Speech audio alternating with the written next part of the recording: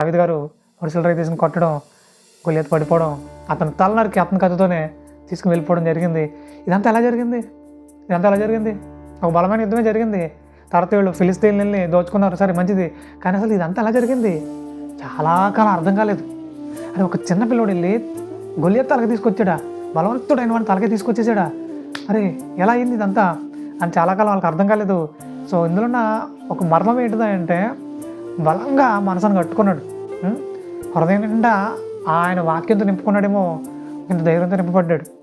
మనం కూడా బలమైన కార్యాలు జరిగిస్తూ, అరే ఇదంతా నేనే చేసేసానా, ఇంత పెద్ద మీటింగ్ నేనే పెట్టించానా, అరే ఇంత బలంగా ఇంత ఘనంగా జరిగిపోయిందంటే అరే నా వల్ల అయింది ఇది అనిపిస్తూ ఉంటుంది ఒకసారి. దేవుని కార్యాలు జరిగించే వరకు మాత్రం ఇది నేను చెప్తున్నా.